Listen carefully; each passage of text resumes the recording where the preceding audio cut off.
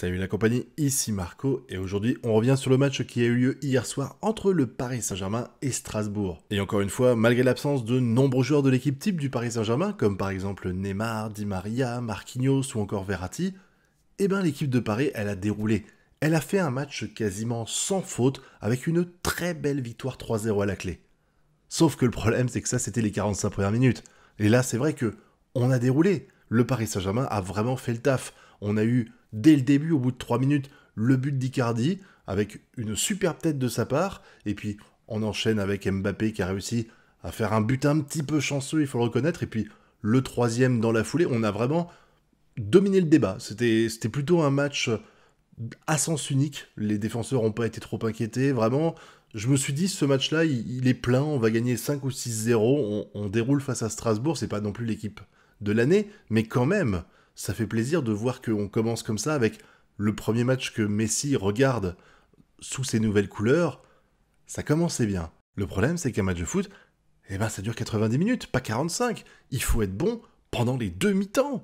Et là, le Paris Saint-Germain, il a été aussi étincelant en première mi-temps qu'il a été totalement anéanti en deuxième. Quand tu vois Strasbourg qui domine le débat, alors c'est un petit peu normal au début, la réaction d'orgueil, ils perdent 3-0, il y a dû avoir un discours assez salé dans les vestiaires, ils se sont dit on tente le tout pour le tout, de toute façon on perd déjà, donc autant enchaîner. Et c'est vrai que quand tu vois la technique qu'ils avaient employée au début, celle que j'appelle de l'arbre, parce qu'en fait t'avais 5 défenseurs, 3 milieux et puis 2 attaquants, tu te dis, ils étaient partis pour blinder la défense et essayer de tenir le match nul.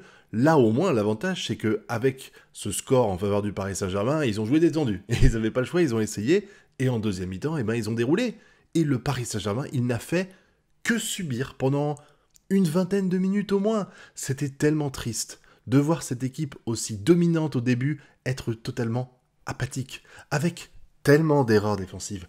Tellement d'erreurs défensives. Bon, c'est clair qu'Herrera, il a pas fait le pire match de sa vie, mais quand même, c'était pas super brillant. Il y a eu pas mal d'erreurs de sa part. Et puis Kimpembe, waouh, les deux buts, même si c'est pas le seul fautif, hein, faut pas dire c'est la faute de Kimpembe si on s'est pris deux buts. Et puis en plus, les buts étaient plutôt bien, mais quand même, il fait des erreurs énormes. C'est encore une fois pas normal pour une équipe qui vise de gagner la Champions League de voir un joueur qui est quand même un des défenseurs de l'équipe de France, capitaine de cette équipe du Paris Saint-Germain, à ce niveau-là, parce que c'est pas le premier match, les matchs d'avant aussi, déjà, c'était moyen. Pareil, Kerr, c'était pas terrible. Bon, Hakimi a été peut-être moins bon sur ce match-là qu'il a pu l'être sur le match précédent. Par contre, du côté gauche, autant je trouve qu'on s'était troué dans les matchs précédents, là, ça s'est plutôt bien passé. C'est vraiment du côté droit que ça a un petit peu fauté la plupart du temps. Et au milieu de terrain, c'était pas terrible. Autant j'ai vanté les mérites d'Herrera sur le match précédent, là, c'était vraiment... il a pas été là, quasiment. Et c'est pareil, là, Wijnaldum, désolé si je le prononce très mal, mais il a été fantomatique. C'est la deuxième fois que je vois jouer ce joueur-là, et c'est la deuxième fois que je me dis, mais est-ce qu'il est véritablement sur le terrain? Parce que c'était, encore une fois, très moyen. Vivement le retour de Verratti. Et c'est là que quand tu vois comment ça se passe en milieu de terrain, eh ben, on aimerait bien que Pogba y signe, en fait. Mais bon, ça c'est pas grave, on a déjà eu Messi, on a eu quand même un super recrutement, je vais pas non plus gueuler sur Pogba, mais en plus, il y a un autre souci pour moi, c'est l'attaque. J'ai l'impression que, en tout cas avec ce trio d'attaquants-là, Draxler, Mbappé et Icardi, t'en as aucun qui fait du repli défensif quasiment. C'est dingue, parce que là, on gagnait 3-0, c'était peut-être l'occasion de reculer un petit peu pour pas trop prendre de risques, et finalement, tu te rends compte qu'il y a eu pas mal de moments où je me disais, ces joueurs-là, ils pourraient arrêter d'attaquer. On n'aurait que deux attaquants. Tu te dis, avec 4 milieux, tu peux te permettre éventuellement qu'il y ait moins de repli défensif. Mais quand tu joues en 4-3-3, faut quand même qu'il y en ait au moins un sur les trois qui fasse des efforts régulièrement. Et j'ai pas le sentiment, vous allez peut-être voir autre chose que moi, hein, vous allez me le dire en commentaire, mais j'ai pas eu le sentiment qu'il y a eu énormément de repli défensif. Bon, par contre, j'ai quand même pas mal gueulé ces derniers temps sur Draxler, qui a été vraiment bon dans ce match-là. Franchement, il m'a impressionné. Et Mbappé, encore une fois, je trouve qu'il fait pas mal d'erreurs, pas mal de mauvais choix dans ses placements, dans les choix qu'il fait, de toute façon, de dribbler ou autre. Des fois, tu te dis, il y a 3 joueurs devant lui, il essaie de dribbler les 3, il en dribble 2, c'est magique, sauf que le troisième l'arrête, et que c'était peut-être pas la bonne décision de vouloir se mettre dans une merde pareille, mais globalement, ça n'empêche que, bon, il a fait des super passes D en plus, franchement, il a donné des caviars pour ses copains, il a mis un but vraiment chanceux, il faut le dire, hein, clairement, mais ça m'a fait plaisir de le voir relativement épanoui. Encore une fois, c'est pas un niveau que j'attends de lui, j'attends plus, mais je peux pas dire non plus qu'il s'est chié dessus pendant ce match-là. C'était vraiment un très bon joueur du Paris Saint-Germain qui donne limite pas l'impression dans ce match qu'il a envie de se barrer. Alors, j'ai pas vu les dernières rumeurs si vraiment il va partir ou autre. Les supporters l'ont hué encore une fois quand il est rentré. Les gars, franchement, c'est complètement débile de faire ça parce que si le mec il a décidé de partir ou s'il hésitait encore, maintenant c'est fini. Alors peut-être qu'entre temps il y a eu un truc que j'ai raté qui a dit que finalement il a décidé officiellement de partir du Paris Saint-Germain. Pour moi il avait dit qu'il attendait lundi pour en parler, mais je me trompe peut-être. Mais en tout cas, la bronca des supporters sur lui, c'était un peu dégueulasse. Pareil, Navas, quand il entend tout le monde scander le nom de Donnarumma, le nouveau gardien de l'équipe de Paris Saint-Germain, il doit l'avoir un petit peu mauvaise, surtout que là, bon, il y a eu le but de la tête, le deuxième était magnifique, je pense qu'il peut rien faire. Le premier, peut-être qu'il aurait pu faire quelque chose, mais en tout cas, tu dois pas être serein. Tu dois pas être serein quand tu sens même les supporters qui scandent le nom du nouveau gardien champion d'Europe qui vient d'arriver au club. Tu te dis, ta place, elle est en danger, clairement. Je me rappelle une fois que c'était je crois que c'était Aimé Jacquet qui disait qu'il y avait besoin de faire les choses clairement. C'est-à-dire que quand tu choisis quand tu as des gardiens de but, il faut faire une hiérarchie solide parce que sinon, bah, le gardien que tu mets titulaire, il a les fois, dès qu'il y a une action qui est en jeu, dès qu'il se prend un but, il est stressé, il est tendu, il se dit putain, j'ai pris un but. Ça se trouve, le match après, je reste sur le banc jusqu'à la fin de la saison. C'est peut-être pas le meilleur moyen de gérer. Je sais pas s'il y a une hiérarchie qui a été donnée ou alors si on va faire au petit bonheur la chance à chaque match, mais je me dis que c'est pas le meilleur moyen pour Navas d'être serein. En tout cas, ce match me fait vivre pas mal d'émotions, des trucs hyper positifs comme cette première mi-temps vraiment magnifique, et puis des trucs vraiment graves comme le fait que j'ai presque cru à un moment donné qu'on allait se faire remonter à 3-3. Heureusement qu'il y a eu le double carton jaune parce que s'ils n'avaient pas été à 10 contre 11, je pense qu'on aurait douillé. Et tu sens encore une fois l'équipe du Paris Saint-Germain qui fait preuve de suffisance. Ils sont face à un adversaire qui est clairement sur le papier pas à niveau face à eux.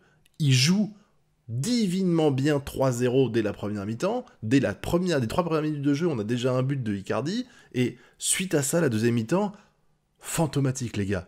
Vraiment, t'as l'impression qu'ils ne respectent pas l'adversaire. À partir du moment où ils sont en train de gagner, ils se disent, bah c'est bon, le match est plié, on peut plier les goals, on peut laisser tomber, et on va laisser les mecs s'amuser à jouer à la balle le temps que les 90 minutes finissent. C'est vraiment pas une attitude à avoir. Alors après, ce qui me rassure par contre, c'est que il manque beaucoup de titulaires, comme je l'ai dit. T'as pas Di Maria qui, lui, au moins, fait du repli défensif. T'as pas Verratti qui est quand même un passeur hors pair, meilleur que Wijnaldum, là, à chaque fois j'oublie son nom, mais comme je le vois pas sur le terrain, c'est normal que je retienne pas son nom. Et puis la défense qui a vraiment du mal avec, je l'espère, l'arrivée de le retour de Marquinhos et l'arrivée de Ramos qui vont peut-être, croisons les doigts, changer la donne, ou alors tout simplement Kimpembe qui est pas en forme en ce moment avec la doublette Kerrer, qui peut-être va s'améliorer après, mais pouh, ça fait vraiment peur ce que j'ai vu là. Et donc, malgré les hauts et les bas qu'on a vécu pendant cette rencontre, eh ben, je suis globalement satisfait malgré tout. Satisfait parce que j'ai vu une équipe de Paris Saint-Germain à moitié divisée, parce que, encore une fois, comme j'ai dit, il manquait la moitié de nos joueurs habituels. J'ai vu une équipe qui a bataillé, qui a fait tout ce qu'il fallait en première mi-temps, et ce qui manque encore maintenant, c'est cette mentalité de gagnant. Cette mentalité qui fait que t'as la niaque tout le match. Pas juste les 45 premières minutes quand tu penses que le match est plié, qui font que même à 3-0, tu continues de te battre. Tu continues de te battre parce que tu veux en mettre un quatrième, tu veux en mettre un cinquième, tu veux gagner avec 6-7 buts d'écart. Et ça, vraiment, c'est peut-être un truc qui manque à Paris pour la Ligue 1 et qui permettra peut-être au Paris Saint-Germain de cette fois-ci ne pas laisser Lille remporter le championnat. Parce qu'il faut absolument qu'on regagne cette Ligue 1, tout comme il faut qu'on aille conquérir la C1. Mais ça, la C1, c'est aléatoire. On peut pas arriver, empiler les bons joueurs et puis dire voilà, la C1, elle est pour nous.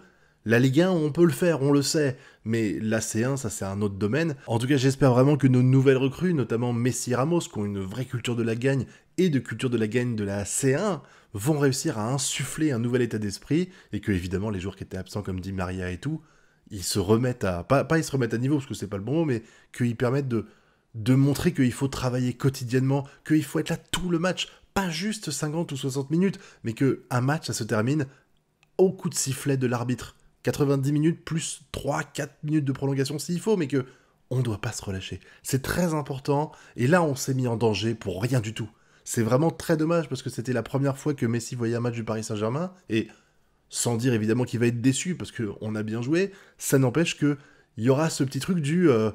Qu'est-ce qui s'est passé en deuxième mi-temps, les gars? Parce que là, clairement, c'était pas le même Paris Saint-Germain qu'on a vu en première et en deuxième mi-temps. Ok, c'est également pas le même Strasbourg qu'on a vu en première et en deuxième mi-temps. Mais ça n'excuse rien. Donc j'espère que les prochains matchs, on arrivera cette fois-ci à faire la même mi-temps que face à Strasbourg, mais pendant 90 minutes cette fois, parce que vraiment j'ai vu un Paris Saint-Germain génial, vraiment qui m'a fait très très plaisir. Donc croisons les doigts pour que la prochaine fois, eh bien, cette performance, elle dure tout au long du match. Et j'attends que vous aussi, vous me donniez votre avis sur cette rencontre, parce que on ne voit pas la même chose forcément, on a le regard qui ne se fixe pas sur les mêmes trucs, donc n'hésitez pas à me donner votre avis dans la zone commentaire sur ce Paris Saint-Germain-là, et puis sur l'équipe de Strasbourg évidemment. Quant à moi, je vais vous laisser ici, je vous dis à très bientôt pour de prochaines vidéos, et d'ici là, je vous souhaite de bien kiffer. Tchuss!